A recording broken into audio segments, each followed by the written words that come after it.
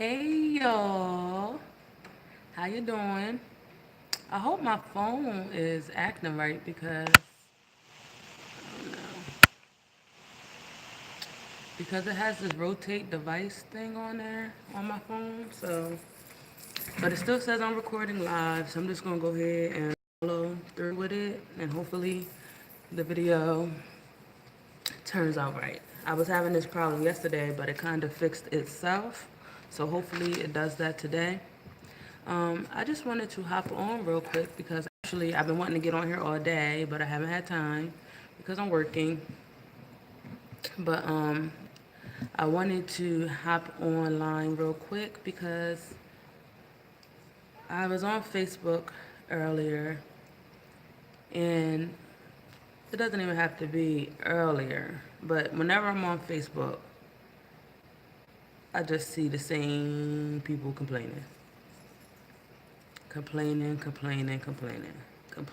about everything, anything and everything.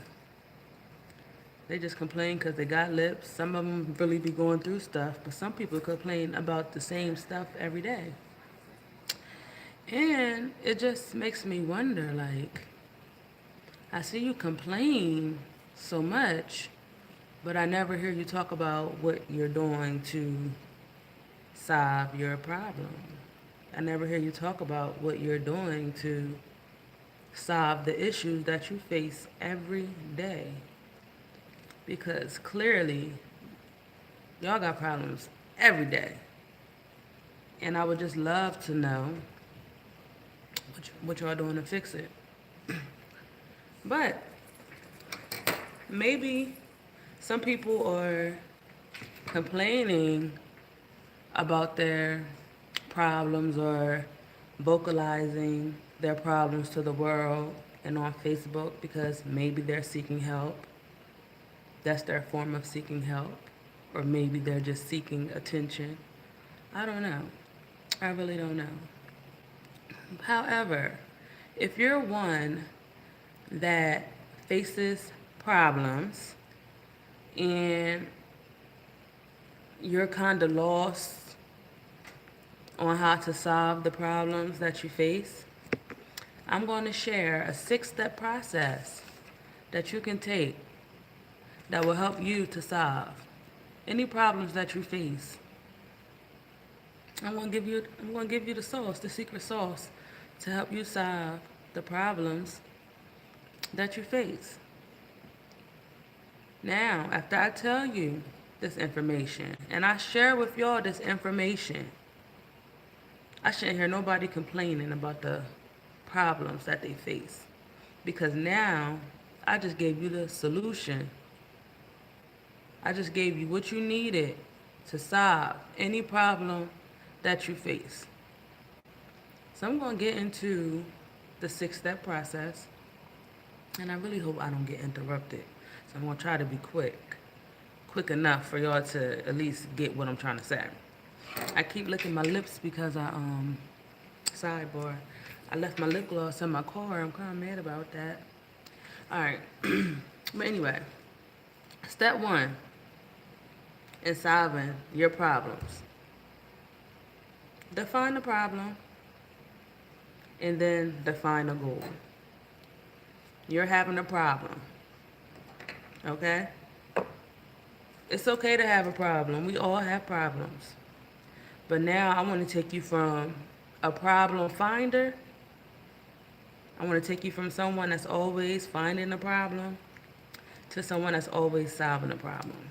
So in order for you to become from a problem finder to a problem solver, you have to first define the problem and then define the goal. I've realized a lot of people are really good at defining the problem. When I go on Facebook, when I go on social media, I've realized that a lot of people are good at finding their problems. And I want to give you a round of applause. That's awesome. Now that you defined the problem, now set a goal. Okay? So for instance, you might be complaining all the time that you broke. You might be broke. You might be in an unhealthy relationship. You might be a parent of a child that's challenging. You might always go to work late. Whatever you are always complaining about, we all have issues, things that we can complain about. Okay? But now you have to define a goal because you know what the problem is, but what do you want the outcome to be? So the goal will be if you broke, you want to make more money. It could be you want to leave that relationship because it's unhealthy, or it could be that you want to work on the relationship. It could be that you have a child that's acting out, or a child that you don't get along with too well, and you want to build and strengthen that relationship. Um, if you go to work late, your goal might be to get on time. Now, when you writing goals, and this is just a quick tip, your goals should be SMART. SMART. Specific, measurable, attainable, realistic, and it should have a time put on it. Okay? So that's the first step in becoming a problem solver. You define the problem, evaluate the problem, um, and then develop a goal. Step two, after you do that, step two is you analyze the causes of your problem. So this takes a lot of reflection. This takes a lot of self-awareness depending on what the problem is. But it really takes for you to analyze why the problem is happening before you can become a problem solver. You can't solve the problem if you don't understand the underlying causes of the problem. So, for instance, if you're broke, some underlying causes could be that you might be spending too much money, your bills might exceed your income. Um, you might spend a lot of money on things that you don't need, so you don't have money for the things that you do need because you're spending it frivolously. Um, if you're in an unhealthy relationship, it could be the underlying problem. It could be communication, um, whatever it is. But there's always an underlying cause for the problems that we face. And a lot of times people don't want to accept the underlying cause or face that. But until you do, and you be real with why the problem exists, it's going to continue to exist. And in this step, please analyze the part that you play in the problem, because we always play a part in our problems. And until we realize the part that we play in our problems, you can't solve a problem, because you can't change nobody else. You can only change you and the part that you play in any situation. And then with you changing you, it's like a tumbling effect. Once you change, it's like the dominoes. Okay, it's like the domino effect. So you analyze the causes. You identify potential causes. You collect data. Like, for instance, you might say, me and my man, we argue a lot. All right, you define the problem. We argue too much. Now you want to analyze the causes. So you might want to collect some data. So for a week, you might not say nothing. You might be like, you know what, I might be tripping a little bit. So let me collect some data and see if we really are arguing as much as I believe we are. So you might sit down and on Monday, Tuesday, Wednesday, Thursday, Friday, Saturday, Sunday, you're going to mark the days that y'all argue. And by doing that, you might realize, like, oh, you know what, we only argue once this week. We don't really argue like that. Or you might say, damn, we argue every day. There has to be a change. I can't continue to do this. So you analyze the causes. So step one was you define the problem, and then you define a goal. Step two, you analyze the causes. After you analyze the causes, you have to develop some solutions. Not just one. You have to develop a lot of solutions. You have to see if you can come up with as many solutions as you can to solve this problem.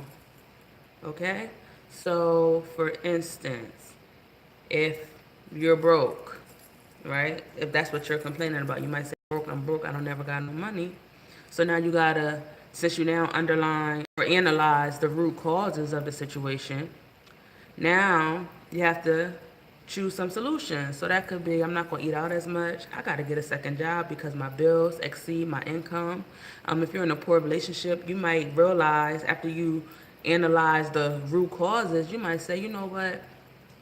I really noticed that a lot of the times in my relationship, um, I'm the one that might be starting the yelling and the screaming, or you might say that I notice that my spouse gets really upset with me when I do X, Y, and Z. So I won't do that, so I won't provoke the arguments or whatever the case may be. But you have to develop and choose certain solutions for the problems that you face, right? And then you choose the best solutions. You choose the best solutions. And after you choose and you develop the solutions that's going to help you to solve the problems that you face, you then, now, you make action steps. Because you can define the problem and you can set a goal. You can also analyze the causes and you can choose solutions for your problems. But if you don't plan action steps, then really you're not gonna solve your problem, because it takes action to solve problem. It doesn't take you writing a Facebook status. It doesn't take you complaining to so and so. It doesn't take you just not doing nothing. It takes you to take action. Okay? So now you define the problem and then you identify the goal. You now analyze the causes of this problem that you're facing. The third step is to develop and choose some solutions to your problem. And then number 4 is to plan action steps, right? After you plan your action steps and you decide what you're going to do, number 5 is you got to implement that plan. You got to implement the action. That means you literally got to take action, because you can say what you're going to do, but if you don't do what you say you're going to do, then guess what? The problem is still going to persist. It takes you to take action, okay? So then the last step, step number 6, in the 6-step process to becoming a problem solver and to not being a problem finder, is you have to evaluate the results. So you define the problem and you set a new goal because you don't want that problem no more. And then you analyze the root causes, because now we understand that in order for us to move towards our goal, we have to understand the root causes of why it happened. That means we can't run away from the issues and the problems and the challenges that we face. We literally have to seek our problems for our solutions. Okay, so you got to analyze the causes of our problems, right? And once you analyze the causes of your problems, then you develop and you choose solutions. That's the third step, right? And once you develop and you choose your solutions, and now you have chosen the appropriate solutions for you for the situation, now you got to plan action steps that will help you fulfill the solutions that you created for yourself. Now, and once you plan action steps, you then have to take action, because without action, nothing happens. Without action, nothing happens. But once you take action, you have to then evaluate the results. And this is one of the most important steps, because you might take an action on a problem and you might not get the results that you want. And that's okay, because you have created a list of solutions, right? But once you evaluate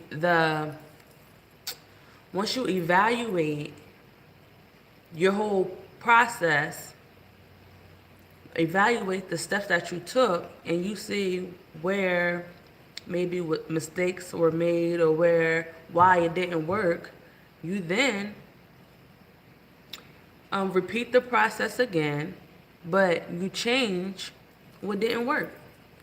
And that's the 6-step process for us all to move from being problem finders to problem solvers. We all have the ability to move from um, problem finders to problem solvers, but it takes work. And a lot of the times, I just want to let you know, and I want to be very clear that some of us, we're really good at being independent. I know, like, for instance, for me, I feel like I'm really good. I'm just a natural problem solver. Being the firstborn, I can solve a problem like that. I look for the solution in a problem because a lot of things fell on me, and I had to solve those problems, because if I didn't solve them problems, you know what would happen? The whole house would have crumbled. And I always been a problem solver since birth. Okay, maybe not since birth, but since I've been put on this earth, and since my mom had been giving me responsibilities, I have always been a problem solver. So sometimes it kind of gets me when people only find a problem, but then they stop there. They don't think like, now, how can I solve it? Or it kind of confuses me when I see people talk about their problems, but then when you bring up a solution, they're like, oh, I don't want to talk about that. I don't want to talk about having a solution. I just want to sulk in my problems. Like, who has time for that? I mean, some people do, but I don't, because I'm all about moving forward. And if you watch this videos, and if you watch my videos, all I want to do is help our people move forward. And we have to go from being problem finders to problem solvers, because being a problem finder ain't going to do nothing but cause you to have more problems. But if you want to be a problem solver, that's going to help you to solve every problem that you face. But there's this one more tip that I would like to share with you, because I do understand that everybody isn't great at finding a solution to their problems.